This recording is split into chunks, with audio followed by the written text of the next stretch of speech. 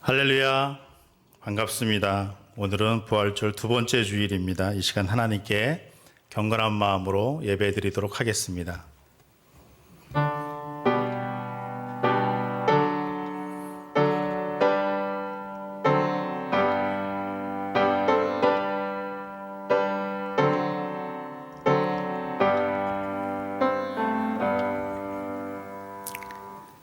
예수께서 이르시되 나는 부활이요 생명이니 나를 믿는 자는 죽어도 살겠고 무릇 살아서 나를 믿는 자는 영원히 죽지 아니하리니 이것을 내가 믿느냐. 하나님은 영이시니 예배하는 자가 영과 진리로 예배할지니라. 아멘. 이 시간 우리 깊은 묵상 1분 정도 하도록 하겠습니다. 사랑하는 성도 여러분, 우리는 지금 거룩한 곳 하나님의 영적인 임재가 머무는 장소에 들어와 있습니다. 이것은 하나님이 살아계시는 곳입니다.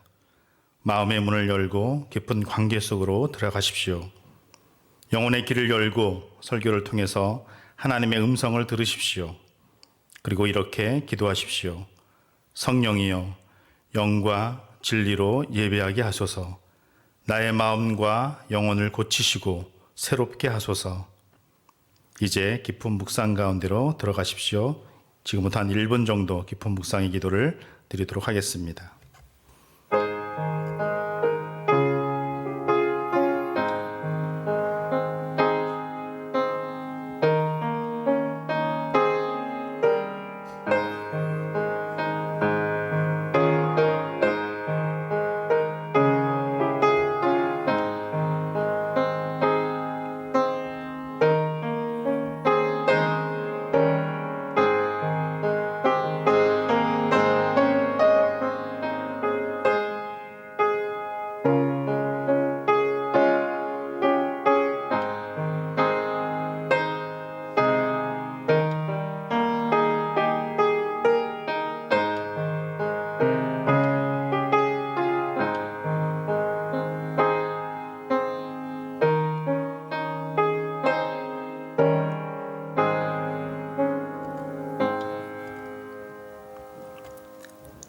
찬양과 영광을 받으실 주님, 부활의 감격이 아직도 생생하게 살아있는 부활절 두 번째 주일에 저희들을 예배의 자리로 초청해 주시니 감사합니다. 부활하신 몸으로 찾아오셔서 사도들에게 보이시고 도마에게 보이시며 성도들에게도 보이신 것 같이 주님, 오늘 예배하는 저희들에게도 찾아오셔서 영광의 몸을 보여 주옵소서. 절망과 탄식과 두려움에 떨고 있는 우리에게도 평안하라 말씀하여 주옵소서. 부활하신 주님과 함께 드리는 이 예배가 복되게 하시고 우리 심령에 참된 소망이 넘쳐나게 하옵소서. 예수님의 이름으로 기원하옵나이다. 아멘. 우리 다 같이 일어나셔서 찬송가 64장 기뻐하며 경배하세 찬양하도록 하겠습니다.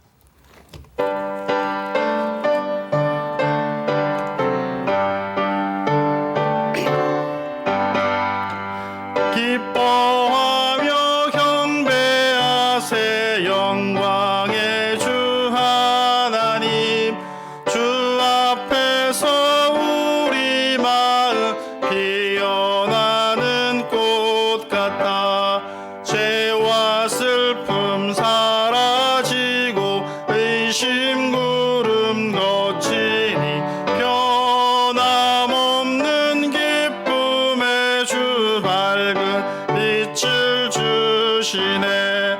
땅과 하늘 만물들이 주의 솜씨 빛내고 별과 천사 노랫소리 끊임없이 드높아 물과 숲과 산과 골짜 들판이나 바다나 모든 만물 주의 사랑 기뻐 찬양하여라.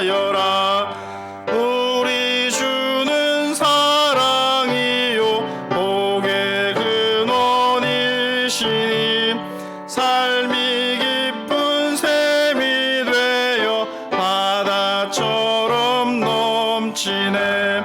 아버지의 사랑 안에 우리 모두 형제 서로 사랑하게 도와주시옵소서. 새벽별의 노래 따라 힘찬 찬송 부르니 주의 사랑 줄이 되어 한맘 되게 하시네. 노래하며 행진하 싸움에서 이기고 승전가를 높이 불러 주께 영광 돌리세. 아멘. 서신 채로 머리 숙여 감사와 참회의 기도를 드리도록 하겠습니다. 상한 갈대도 꺾지 아니하시고 꺼져가는 등불도 끄지 않으시는 하나님, 부활을 삶에 바꾸는 힘으로 살았던 저희들의 삶 가운데 늘 함께 해주시고 동행해 주시고 보호해 주시고 인도해 주셔서 감사드립니다. 하나님의 긍휼하심을 가슴에 품고 삶을 돌아보며 참회의 기도를 드립니다. 말씀 앞에 서라, 그런 그 말씀을 들었지만 바쁘다는 핑계로 말씀 앞에 서지 못했습니다. 말씀을 채우라는 말씀을 들었지만 영적인 게으름으로 말씀을 채우지 못했습니다. 말씀대로 행하라는 말씀을 들었지만 말씀대로 사는 것이 손해라고 생각하며 살았습니다.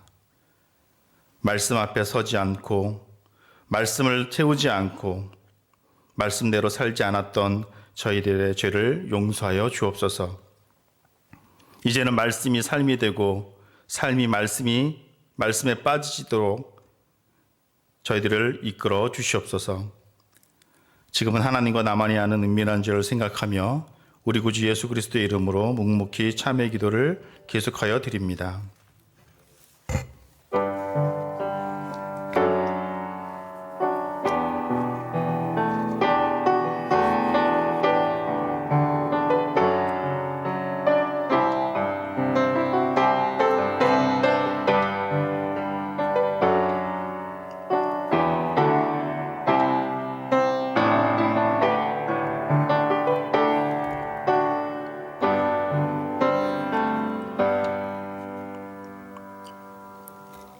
이제 그리스도 예수 안에 있는 자에게는 결코 정죄함이 없나니 이는 그리스도 예수 안에 있는 생명의 성령의 법이 죄와 사망의 법에서 너를 해방하였음이라. 아멘.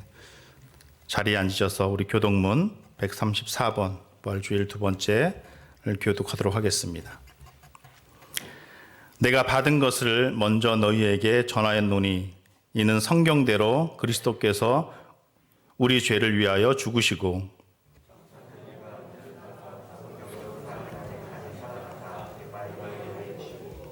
후에 12 제자에게와 그 후에 500여 형제에게 일시에 보이셨나니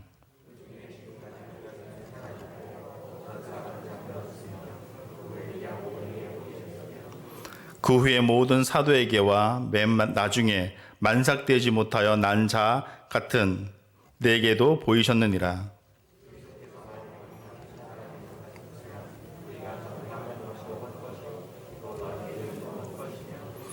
만일 그리스도 안에서 우리가 바라는 것이 다만 이 세상의 삶뿐이면 모든 사람 가운데 우리가 더욱 불쌍한 자이리라.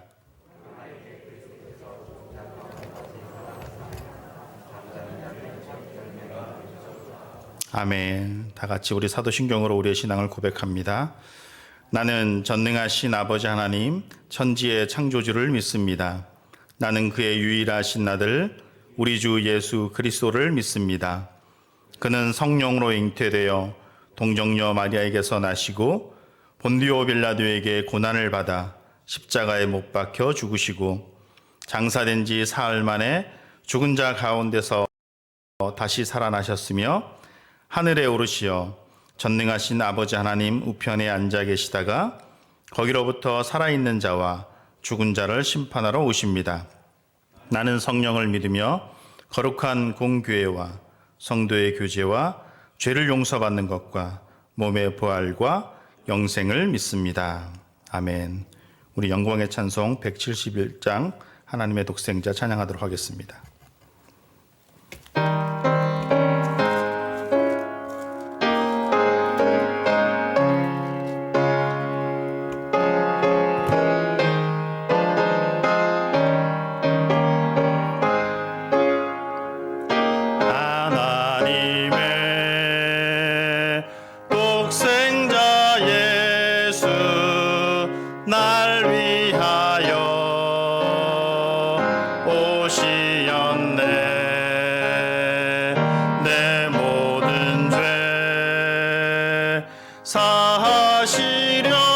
사하시려고 십자가 지셨으나 다시 사셨네.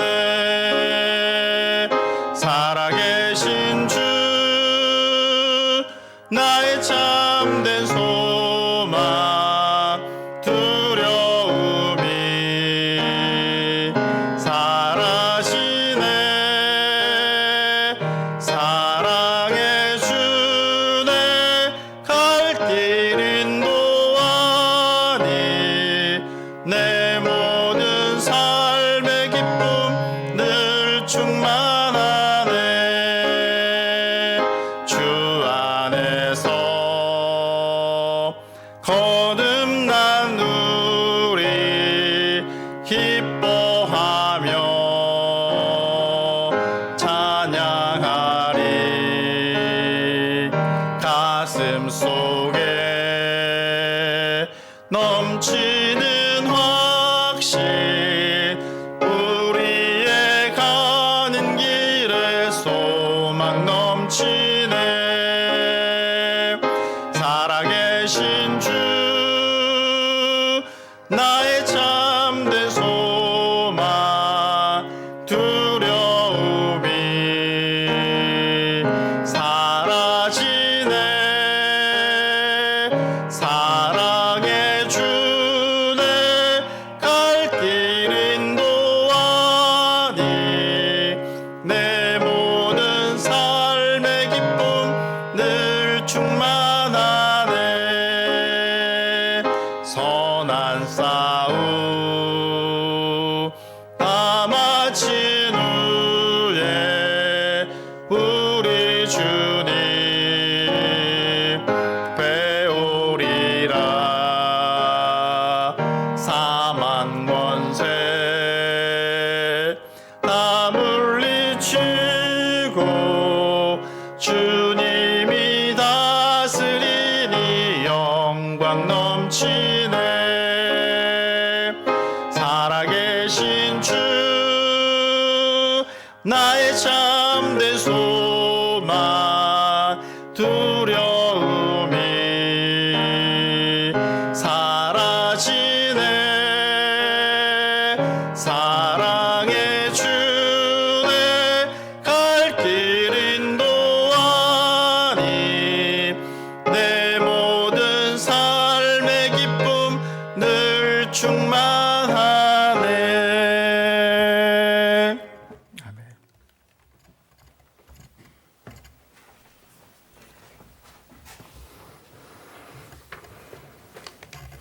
영광과 존귀와 권능을 받으시기에 합당하신 우리 하나님 아버지, 죽음 한 점으로 폭주하던 온 우주가 우리 주 그리스도의 부활로 인하여 새 하늘과 새 시간의 시작점을 맞이한 이래 부활절 이후 첫 주, 첫 예배의 시간을 아버지 앞에 나와 향기로운 제사로 우리의 삶을 드릴 수 있도록 인도하여 주심을 감사드립니다. 우리가 부활의 생명력으로 우리 죽어가는 삶에 믿음의 씨앗을 뿌리고 매일매일 무기력함과 피곤함을 말씀으로 이겨내어 감사절에는 기쁨으로 거둔 믿음의 열매를 주 앞에 내려놓을 수 있는 한 해 되게 하여 주시옵소서. 코로나 대유행이 우리 삶 곳곳으로 가까워졌습니다. 전염병이 가까워진 것을 두려워하는 것이 아니라 우리 삶에서 예배가 멀어지고 말씀이 멀어지는 것을 더 두려워하는 삶이 되게 하여 주시옵소서. 사랑이 많으신 하나님 아버지, 세상 일들 가운데에는 우리의 열심으로 감당할 수 없는 문제들이 있습니다. 무엇보다 감당하기 힘든 것이 차갑게 식어버린 형제자매 성도들, 우리 학생들과 청년들의 마음입니다. 그로 인하여 우리가 때로는 거절당하고 멸시를 당합니다. 마땅히 설득할 방법도 생각이 나지 않습니다. 그러나 그들의 마음이 돌아설 때까지 포기하지 않도록 저희에게 힘 주시옵소서. 아버지, 저희 가운데 병마로 고통당하시는 형제자매 가족들이 있습니다. 그분들을 위해 저희가 채워야 할 기도의 몫이 있습니다. 우리 기도로 이스라엘 민족이 광야 생활 때 그랬던 것처럼 우리 가운데 아픈 사람이 없도록 은혜 내려 주시옵소서. 우리의 믿음이 온전하게 서는 것이 하나님의 일입니다.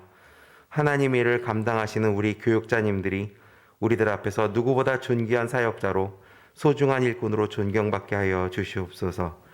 사랑의 하나님 아버지, 저에게 순결한 하나님의 말씀을 잘 전해주실 수 있는 담임 목사님을 허락하여 주셔서 참 감사합니다. 저희가 그 꼴을 먹고 마음과 몸이 건강해지고 믿음이 자라나서 나날이 성장하는 우일교회의 손과 발, 없어서는 안 되는 소중한 지체들이 되게 하여 주시옵소서. 우리의 생명과 부활 되시는 예수 그리스도의 이름으로 기도합니다. 아멘. 하늘에 계신 우리 아버지, 아버지 이름을 거룩하게 하시며 아버지의 나라가 오게 하시며 아버지의 뜻이 하늘에서와 같이 땅에서도 이루어지게 하소서.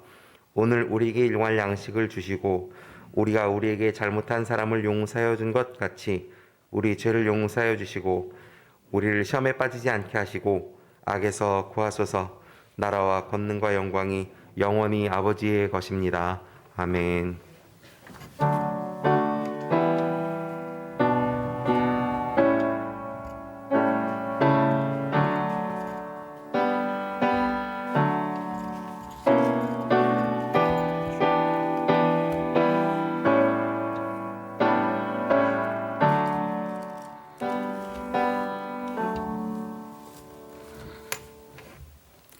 우리에게 주신 하나님의 말씀은 빌립보서 3장 17절부터 21절까지입니다. 빌립보서 3장 17절부터 21절까지 하나님 말씀 봉독합니다. 우리에게 주신 말씀입니다. 말씀에 경청하십시오. 형제들아, 너희는 함께 나를 본받으라. 그리고 너희가 우리를 본받은 것처럼 그와 같이 행하는 자들을 눈여겨보라. 내가 여러 번 너희에게 말하였거니와 이제도 눈물을 흘리며 말하노니 여러 사람들이 그리스도의 십자가의 원수로 행하느니라.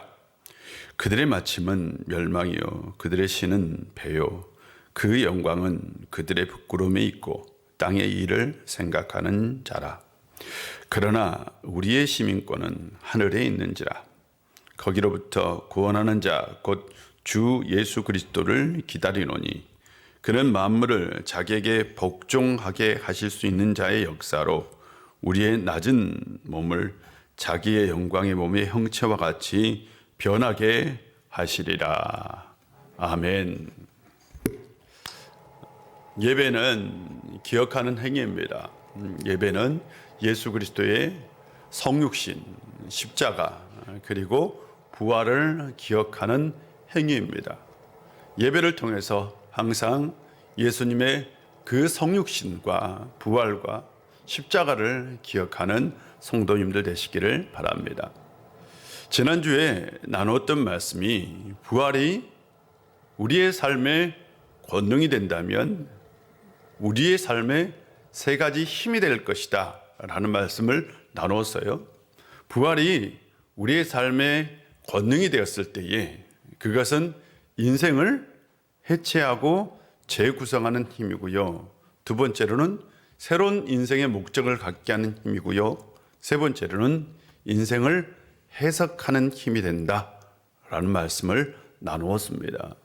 부활이 우리의 삶의 권능이 될 때만 예수님의 부활은 우리의 삶과 연관성이 있고 연결이 됩니다. 늘 예수님의 부활을 삶 가운데 능력으로 권능으로 만들어 나가는 성도님들 되시기를 바랍니다. 생방송 투데이에 나온 얘기인데요.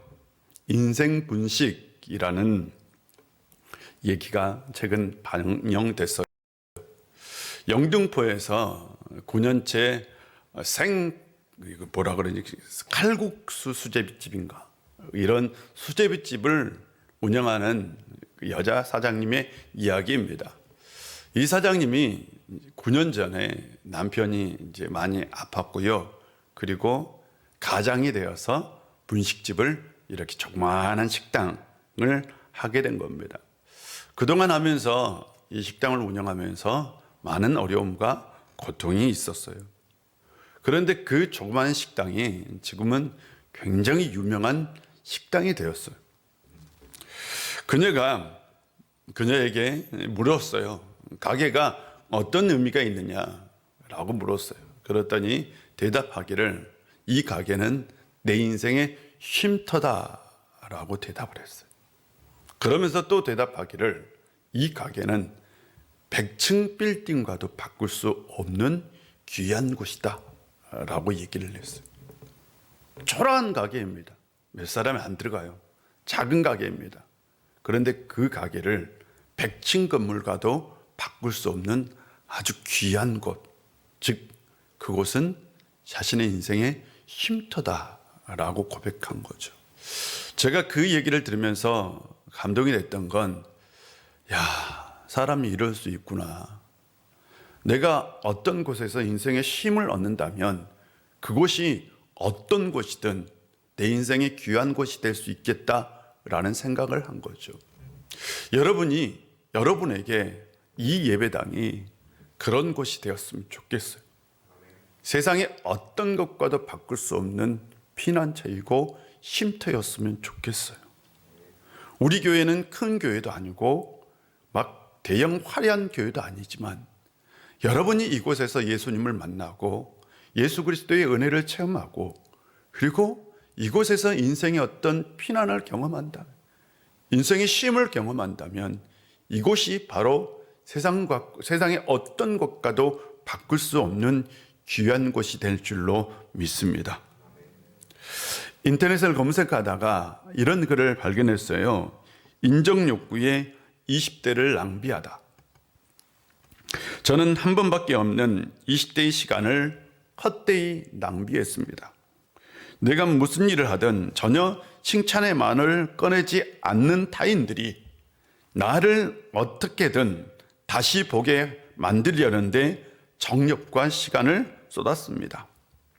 차라리 그 시간에 제가 어떤 것을 잘할 때에 행복한 사람인지에 대해 정립하고 주변의 미움과 핀잔과 조롱을 견디는 힘을 길러야 했습니다. 그러니까 그 시간에 차라리 내가 어떤 인생을 사는 것이 행복한지를 차라리 길러야 했다라는 거죠. 모든 사람에게 사랑을 받으려는 허황된 노력을 할 게 아니라 마음에 초연해지고 누가 뭐래도 내 편이 되어줄 사람들에게 진심을 다하며 믿음을 심어주고 힘들 때 도움을 받았어야 했습니다. 라는 고백이에요. 인정의 욕구 때문에 얼굴도 모르는 타인들에게 인정을 받기 위해 20대의 시간을 허비했다는 회의 글이었습니다. 이 시대를 규정한다면 인정의 욕구가 강한 시대입니다. 인정의 욕구는 우리를 자기 자랑으로 인도합니다. 우리는 어느 시대보다 자기 자랑을 내세우는 시대를 살아가고 있습니다. 사람들은 조회수를 통해서 인정받고 싶어 합니다. 어느덧 자기의 진짜 모습은 사라지고 보여지는 모습이 진짜라고 착각하며 사는 것이죠. 그러면서 우리는 어느 순간부터 가면을 쓰기 시작한 겁니다. 이것이 지나치면 니플리 증후군에 빠지기도 합니다. 요즘 연예인들에게 인기 있는 것이 부캐입니다. 부캐. 아마 들어보셨을 거예요. 부캐, 부캐릭터, 또 다른 캐릭터라는 뜻입니다. 자신에게 본 캐릭터가 있는데 또 다른 캐릭터를 부캐라고 얘기하죠. 본 캐릭터도 연예인들에게 그건 가면이에요. 그러지 않습니까? 가짜 모습이지 그게 연예인들의 진짜 모습은 아닙니다. 그런데 또 다른 가짜 캐릭터, 가짜 가면을 쓰고 산다라는 거죠. 왜냐하면 그것이 뭐가 되기 때문에? 돈이 되기 때문에. 현대인들의 가장 큰 특징은 가면입니다. 가면을 쓴 우리의 모습은 진짜 모습이 아니기에 사는 것이 피곤하고요. 늘 지쳐 있습니다. 억지로 웃어야 하고요. 억지로 친절해야 하고요. 억지로 뭔가 보여줘야 합니다. 우리는 항상 가면을 쓰고 살기에 돈을 많이 벌어도 행복하지 않고 성공해도 행복하지 않습니다. 하물며 우리는 가족에게도 진실하지 않고요. 때로는 가면을 쓰고 살기도 합니다.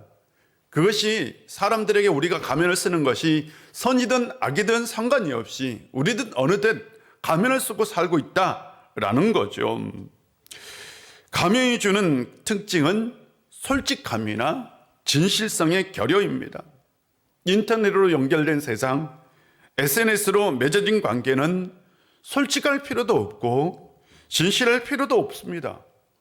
보여주기만 하면 됩니다. 그래서 보이는 것이 진짜이고 보이는 것이 진실이 되었어요. 그래서 우리는 많은 관계를 맺고 살지만 더욱더 공허하고 더욱더 외롭고 더욱더 피곤한 세상을 살고 있는 거예요. 우리는 많은 것을 이전보다 더 많은 것을 소유하고 있지만 이전보다는 더 잘 살지만 실제로는 행복하지는 않습니다. 오늘 본문은 이렇게 말합니다. 나를 본받으라. 바울이 자신의 삶이 완벽해서 자신이 완전한 삶을 살고 있어서 본받으라 라는 것은 아닙니다. 이 말의 정확한 뜻은 내 삶을 모방하라 라는 의미를 가지고 있습니다. 내 삶을 모방해라 라는 거예요. 이것은 고대 사회의 철학자들이나 스승들이나 종교 지도자들이 보여준 교육 방식입니다. 당시 교육 방식은 바로 모방이었어요. 모방 교육이었습니다. 고대 교육을 말한다면 모방 교육이죠. 그런 면에서 현대 교육을 받은 우리는 이 말의 뜻을 정확하게는 이해할 수 없어요. 이게 피부로 느껴지진 않아요. 뭘 모방하라고요? 우리가 다른 사람을 가르칠 때 내 삶을 모방해라 라고 가르치진 않아요. 근데 고대인들은 그렇게 가르쳤다고요. 내 삶을 복사해라 라는 거예요. 복사해라. 복사를 해라. 이게 이해가 안 되잖아요. 요즘은 그렇게 절대 가르치지 않습니다. 스승과 제자 사이가 그런 사이가 아니에요. 여러분 학교에서 공부를 배울 때에 스승을 모방하면서 배우지는 않지 않습니까? 그런데 고대는 그랬어요. 초대교회에 처음 신앙을 가졌던 사람들은 아무런 선례나 역사나 문화를 가지고 있지는 않았습니다. 하물며 신약 성경도 없었습니다. 그들은 소수의 순회 목사들, 목회자들을 모시고 이교의 문화 속에서 소수의 사람으로 분투하며 싸우며 자신들의 신앙을 지켰습니다. 그들에게 가장 좋은 교과서는 바로 누구였을까요? 영적인 지도자들이었습니다. 그들은 그 영적인 지도자들의 삶을 보고 듣고 그 삶을 그대로 따라갔습니다. 그런 의미에서 바울은 나를 본받으라 라는 겁니다. 자신이 걸어왔던 길을, 자신이 싸우고 있는 것들을, 그리고 주님을 위해서 이전의 삶을 배설물로 여기고 있는 그것들을 모방하라 라는 의미를 가지고 있습니다. 실은 바울 자신도 모방자입니다. 그는 예수 그리스도를 모방하는 삶을 살고 있는 거죠. 예수님께서 보여준 길을 그대로 따라가고 있습니다. 그런 의미에서 나를 따르라 라는 말 속에는 나와 함께 그리스도를 모방하는 사람이 되어라 라는 의미도 들어 있습니다. 사랑하는 성도 여러분, 예수님을 모방하는 사람들이 되시기를 주의 이름으로 축복합니다. 이게 그리스도인들의 표지입니다. 그리스도인의 참 모습은 예수님을 모방하는 거예요. 예수님의 삶을 복사하는 거예요. 복사기에 넣은 것 그대로 복사하는 것. 이것이 우리가 추구해야 할 그리스도인의 삶입니다. 그런데 그리스도를 모방하지 않고 그것을 거부하는 사람들이 있었어요. 오늘 본문에서 바울은 그것을 여러 사람들이라고 표현했어요. 아마 소수의 사람이 아니라 굉장히 많은 사람들이었던 것으로 추정합니다. 이 사람들은 교회 밖에 있는 사람이 아닙니다. 교회 안에 있는 교인이었어요. 그런데 그리스도의 삶을 모방하기를 거부했던 사람들입니다. 그래서 바울은 그들을 바로 그리스도의 십자가의 원수라고 표현했어요. 십자가 위에 달린 예수 그리스도를 따르지 않는 사람들이라는 거죠. 어떤 사람들일까요? 2절을 보면 개들을 삼가고 행악자들을 삼가고 몸을 상해하는 일에 삼가라 라는 말씀이 나오죠. 제가 이 말씀을 드리면서 빌립보 교회는 두 종류의 사람들이 있었다. 율법주의를 강조하는 율법주의자들과 그리고 이 윤리적인 삶을 부정하는 반도덕주의자들이 있었다라는 얘기를 드렸습니다. 이 율법주의자들과 반도덕주의자들이 있었는데 과연 누구를 지칭하느냐? 두 사람들을 다 지칭할 수도 있습니다. 여러 사람들, 그들은. 19절을 보면 이런 말씀이 있어요. 그들의 마침은 멸망이요. 그들의 신, 그들이 따르는 신이죠. 신을 말합니다. 신은 배라고 얘기하는데 여기서의 배는 말 그대로 우리의 배입니다. 배. 이 배를 말해요. 배 또는 위장, 뱃속 이런 말입니다. 배요. 그들의 영광은 그들의 부끄러움이 있고 땅의 일을 생각하는지라 라고 얘기합니다. 이걸 새롭게 번역하면 그들은 그들의 위장과 그들의 부끄러움에 대한 자랑을 그들의 신으로 삼았다라는 얘기입니다. 여기서 그들이 누구냐에 따라 해석이 좀 달라져요. 율법주의자로 해석하면 배는 음식에 대한 규정이고 또한 부끄러움은 할례를 말하는 겁니다. 할례. 그러나 만약 이들을 반도덕주의자로 해석하면 배는 탐욕을 채우는 것이고 부끄러움은 성적인 겁니다. 부끄러운 건 성적인 거예요. 그래서 어떤 신학자는 이렇게 해석합니다. 유욕의 만족보다 더 높은 선에 대해서는 생각하지 않는 것과 그리고 성에 관련된 죄들을 즐기는 방종에 대해서 얘기하고 있다라고 얘기합니다. 여기서 만약 반도덕주의자들을 얘기하면 이들은 영지주의의 영향을 받은 반도덕주의자들입니다. 그 당시 바울이 이 목회를 할 때요, 영지주의라는 게 있었어요. 영지주의의 주장은 이렇습니다. 물질은 악하고 영혼은 선하다. 인간들은 물질적인 육체에 감금된 영혼들이며 물질 세계 안에서 길을 잃은 외계인처럼 살고 있다. 하지만 구원은 우리가 영혼이며 영혼의 한 세계에서 다른 영혼의 세계로 들어간다는 것에 대한 지식에서 나온다라고 얘기합니다. 구원이 어떤 지식에서 나오는데 그건 어떤 지식이냐? 우리가 영혼이라는 지식이에요. 우리가 한 영혼에서 다른 영혼으로 들어간다는 그 지식에서 나오는 그 지식이 사람을 구원하는 것이지 다른 것이 사람을 구원하지 않는다라고 얘기합니다. 이 지식을 가진 사람에게 세계, 사회, 육체, 모든 물질적인 것들은 아무것도 아니에요. 아무것도 아닙니다. 무시해도 된다라고 표현합니다. 그래서 이것을 영향을 받은 사람들은 영혼만이 선하고 육체는 악한 것이죠. 그래서 영혼 구원이 중요하지 육체의 구원은 관심이 없습니다. 육체의 구원이 없다라고 표현하기 때문에 바울이 실은 21절을 말하고 있어요. 나중에 21절 한번 보세요. 이런 주장은 반도덕주의자들에게 날개를 달아주었어요. 그들에게 윤리적인 삶은 필요 없는 거예요. 육체적 정결도 필요 없는 겁니다. 신앙은 신앙일 뿐이에요. 삶과는 전혀 무관하다고 생각했어요. 구원도 실제적인 삶과는 무관하다고 생각한 거예요. 그들의 신앙은 가짜이고요. 가짜 신앙을 가진 사람들이고 거짓 가면을 쓴, 영지주의의 거짓 가면을 쓴 사람들입니다. 바울은 분명하게 말합니다. 그들의 마침은 멸망이다. 그들의 끝은 죽음이다 라고 얘기합니다. 그렇다면 현대사회에서 영지주의는 어떻게 나타났을까요? 하는 거죠. 쉽게 말하면 교회 안에서 나타나는 거예요. 교회 밖에 아닙니다.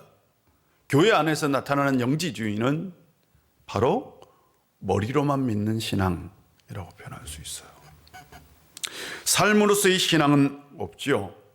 정결한 삶을 살지도 않고 구별된 삶을 살지도 않는 것입니다.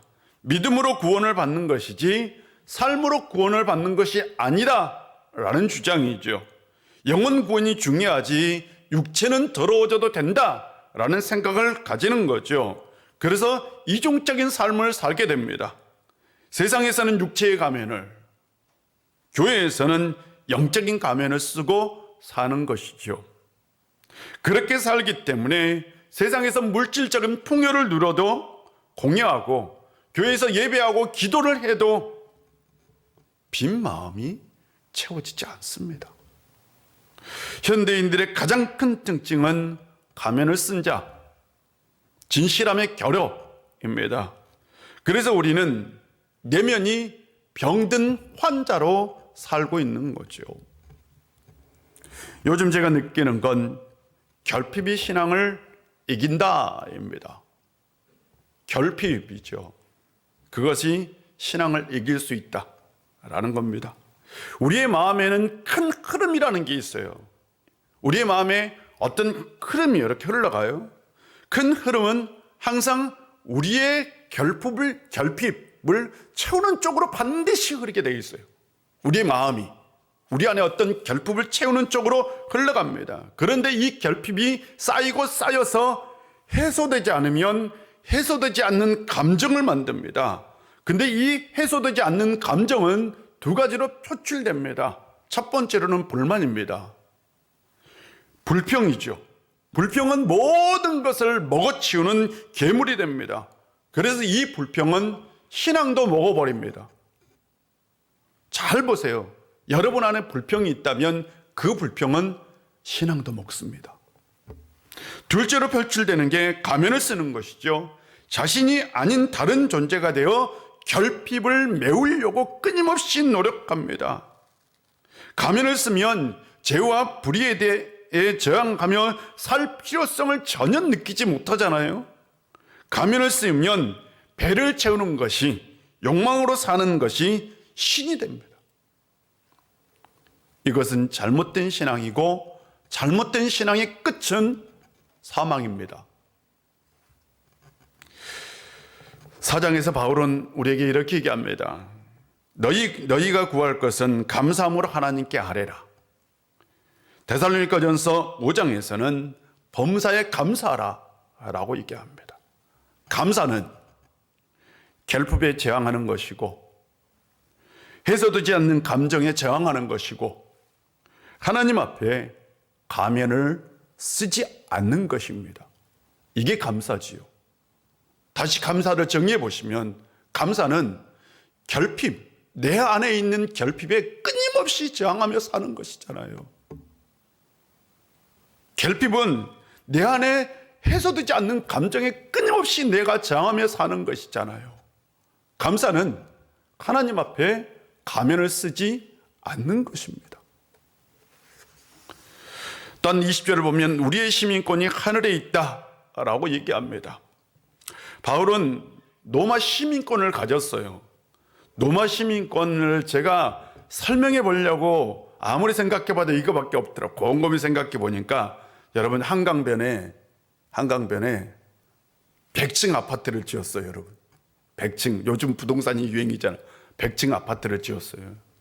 그리고 한강 조망권이 잘 보이는 그 아파트를 건설업자가 자기에게 도움을 주었던 사람에게 줬어요. 나눠줬어요. 이걸 뭐라고 그래요? 특혜라고 표현하죠. 특별한 거죠. 굉장히 특별한 거잖아요, 여러분. 이거 갖고 싶지 않아요? 안 갖고 싶구나. 한강 조망권이 보이는 아파트를, 100층 아파트에. 아니, 왜 욕심이 없으세요? 그런 욕심 가져도 되는 거 아닌가? 얼마나 갖고 싶은 아파트예요. 그런데요, 노마 시민권은 어떤 거냐? 그것보다 더한 특혜를 누릴 수 있는 게 노마 시민권입니다. 바울이 예루살렘으로 가서 잡혔어요. 잡혔는데 신문을 당할 위기에 처해 있었어요. 매를 말할 위기. 편부장이 백부장에게 쳐라고 얘기해요. 채찍질하여 저 사람을 신문하라. 그때 바울이 하는 얘기가 나 로마 시민권 가졌는데? 라고 표현해요. 나 로마 시민권 가졌. 천부장이 떨어요. 그 앞에서. 자기가 잘못한 걸 인정합니다. 그리고요, 바울이 보면 헤롯 왕에게 신문도 받고요, 로마 총독에게 신문도 받아요. 그런데 재판을 받지는 않습니다. 왜? 로마 시민권을 가지고 있기 때문에 바울이 재판을 어디서 받아야 되느냐? 로마 황제 앞에서만 재판을 받을 수 있는 거예요. 그래서 그를 로마로 압송을 합니다. 누가? 백부장도 아니에요. 누가? 천부장이요. 성경에서 나오는 천부장은 엄청 높은 지위에 있는 사람이에요. 1000명의 군대를 거리는 사람을 천부장이라고 표현해요. 이 천부장이 호송을 한다. 이게 바로 로마 시민권이 가지는 특권입니다. 그런데 바울은 표현하죠. 이 로마 시민권보다 더 중요한 시민권, 더 높은 시민권을 가지고 있대요. 어떤 시민권? 하늘 시민권을 우리가 가지고 있다라고 말합니다. 그런데 우리가 하늘 시민권보다 더 중요한 깊이가 이 말씀 속에 포함되어 있어요. 제가 들었던 유머 중에서 이게 참 의미가 있다라는 유머가 있는 게 이런 유머였어요. 어떤 권사님이 죽어서 천국에를 갔대요. 천국에를 갔는데 천국 문 앞에서 베드로가 있고, 베드로가 글쎄 이렇게 사람들을 관리하면서 한국에서 온 사람들을 따로 이렇게, 한국에서 온 사람만 따로 이렇게 구별하여 다른 데로 데려가더랍니다.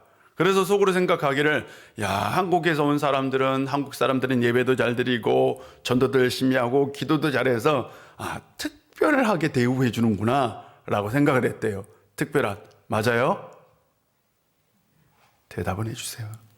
그러게 될 줄 믿습니다. 그래서 나도 특별한 대우를 받겠다 싶어서 갔더니 여전히 자기를 다른 곳으로 데려가대요. 데려갔더니 글쎄 천사가 어떤 사진과 자기 얼굴을 대조하더래요. 왜요? 한국에서 온 사람들이 성형수술을 해서 그래서 얼굴이 달라진 거예요. 얼굴을 구별을 못하는 거예요. 제가 옛날에 들었던 유머예요, 이게. 우리는 예수님을 기다리는 사람입니다. 우리는 예수님을 맞이할 시민권을 가지고 있습니다.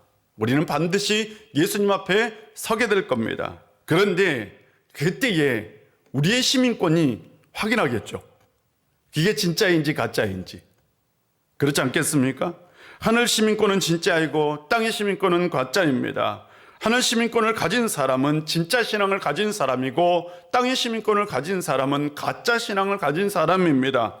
진짜 신앙과 가짜 신앙을 구별하는 구별점이 있다면 그건 진실성입니다. 누가 예수 그리스도 앞에서 진실한 사람인가라는 거죠. 예수님 앞에 섰을 때에 가장 중요한 건 진실한 신앙입니다. 우리는 세상에서 가면을 쓰고 산다 할지라도 교회에서는 가면을 벗어야 합니다.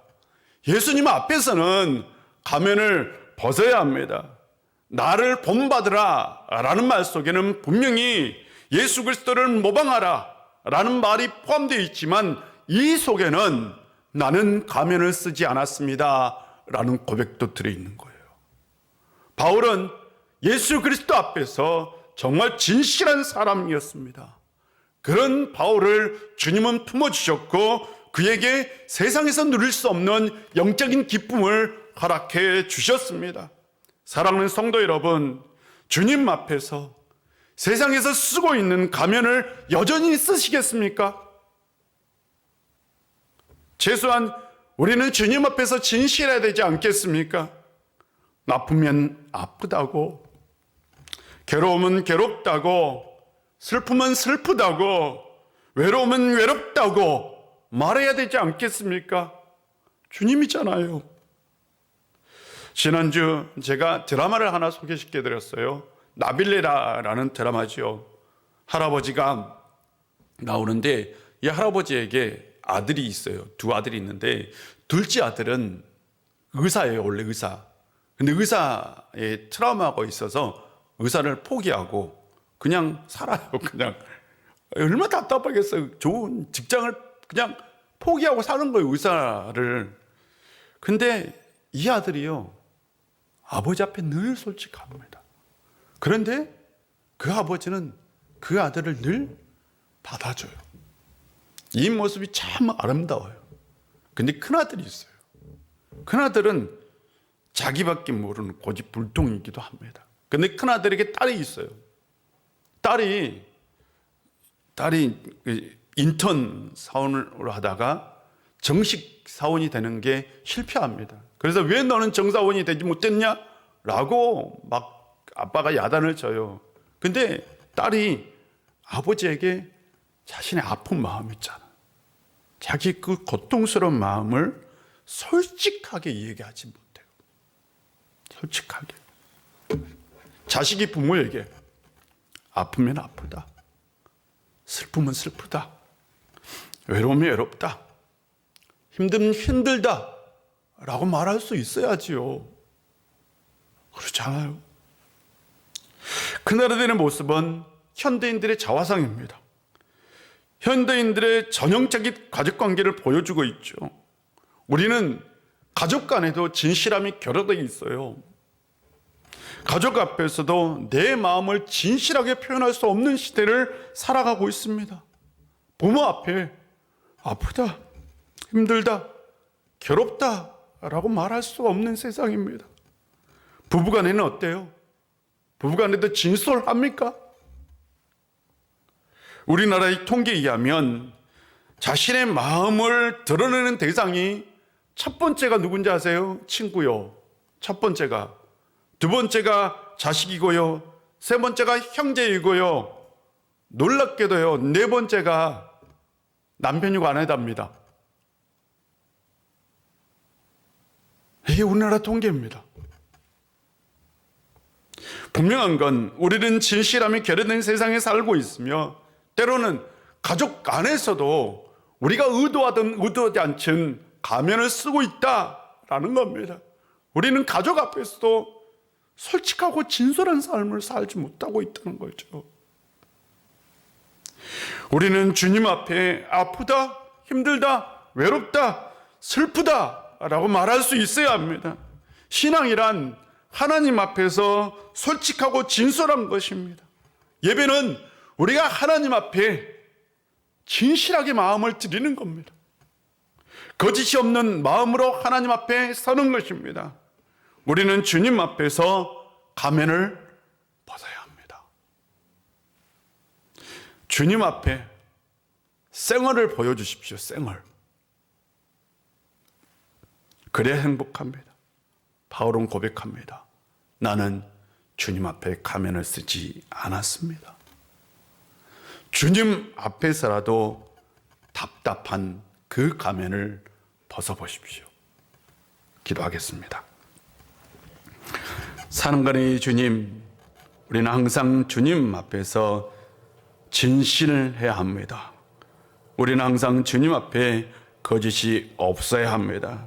주님 앞에 세상에서 쓴 가면을 벗어버리고 아프면 아프다, 힘들면 힘들다, 외로우면 외롭다, 고통스러우면 고통스럽다 라고 고백할 수 있는 저희들 되게 하여 주시옵소서. 그리하여 주님이 주시는 그 참된 평안을 누리며 사는 저희들 되게 하여 주옵소서. 예수님의 이름으로 기도합니다. 아멘. 우리 다 같이 일어나서 찬송합니다.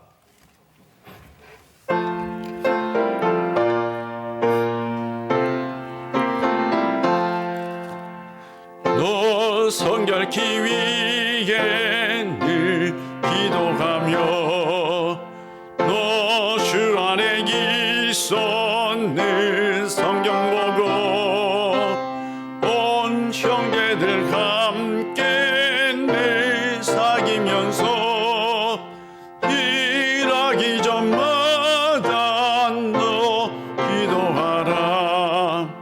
널 성결케 위해 내 머리 숙여 천민이 계신 내 주께 빌라. 주 사귀어 살면 주 닮으리니 널 보는 이마다 주 생각하리. 널 성결케 위해 주 따라가고 일 다급하여도 당랑치 말고 참 즐거울 때나 또 슬플 때나 너 주님만 믿고 늘 따라가라. 너 성결케 위해 늘 기도하며 내 소원을 주께 다 맡기어라. 너 성령을 받아 주 성결 살면 저 천국에 가서 더 잘 섬기리.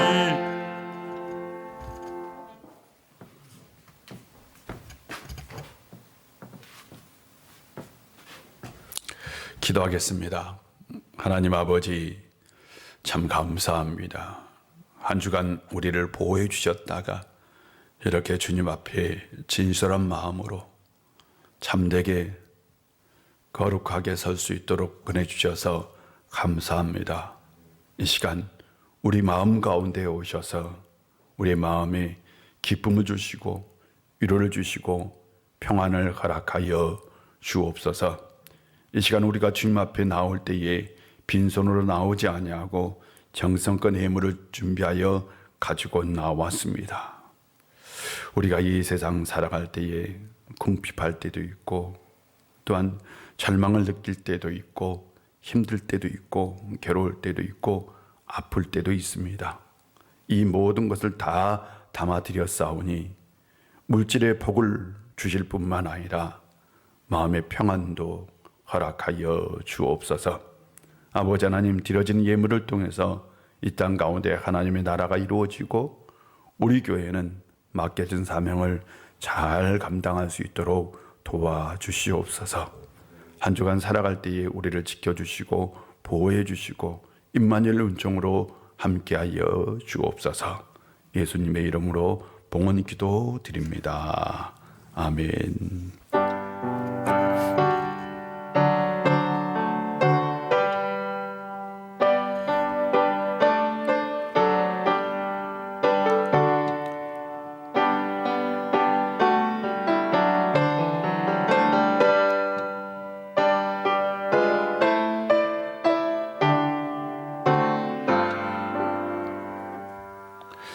자리에 앉아주시고요. 교회 소식은 주보를 보시면 될 것 같아요.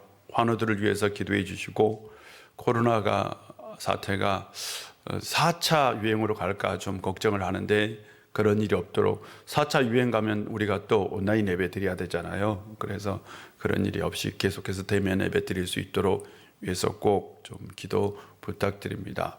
어제 우리가 구역장님 모임을 가졌어요. 구역장 모임을 가질 때에 모임을 가진 이유는 바로 이제 구역 모임이나 또한 신방을 우리가 신방을 지금 하려고 하는데 물론 대면 신방도 할 겁니다. 대면 신방도 하는데 줌으로도 신방을 하려고 해요. 그래서 어제 줌 테스트를 했었어요. 그래서 구역장님들과 테스트를 했었는데 스마트폰을 가지고 계신 분들은 그냥 줌이라는 그 앱을 깔아주세요. 앱만 깔아주시면 됩니다. 그러면 우리가 이제 그 인터넷 주소를 보내드리면 카톡이나 문자로 보내드리면 그것만 딱 누르면 누구나 다 접속해서 이렇게 온라인으로 우리가 줌으로 얼굴을 보면서 대화도 하고 이런 어떤 예배도 드리고 다 할 수 있어요. 그래서 여러분에게 부탁드리는 건 그냥 스마트폰을 가지고 있는 모든 분들은 줌이라는 그 앱을 꼭 설치해 달라라는 거예요. 그리고 교구별로 현재로서는 다음 주, 그 다음 주부터나 지금 교구별로 지금 구역 예배를 좀 드릴까 생각 중이에요. 구역 예배를 지금 시도하려고 해요. 그러니까 그것을 알고 우리가 주소를 보내드릴 테니까 그렇게 꼭 해주셨으면 좋겠습니다. 환우들을 위해서 그리고 나라와 민족을 위해서 교회를 위해서 꼭 기도 부탁드립니다. 주보 광고는 주보를 참고해 주시고요. 다 같이 일어나셔서 우리는 오직 예수 오직 믿음으로 살아야 합니다. 나는 오직 예수 오직 믿음으로 살겠습니다. 우리는 오직 예수 오직 믿음으로 살아야 합니다. 나는 오직 예수 오직 믿음으로 살겠습니다. 아멘.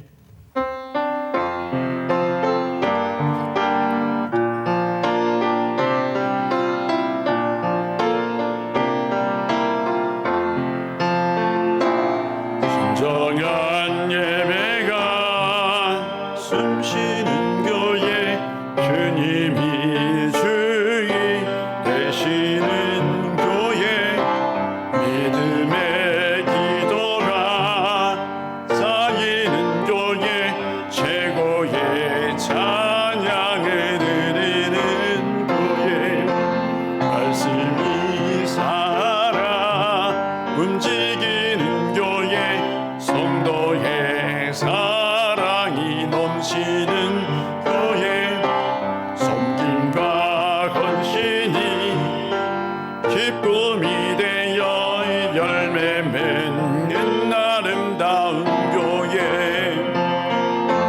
주님의 마음 닮아서 이웃을 사랑하는 교회 주님의 영광을 위해서 이 대신 주님 전하는 교회 사랑의 불꽃이 활짝 피어나 날마다 사랑에 빠지는 교회 주께서 사랑하는 우리 교회가 이런 교회 되게 하소서.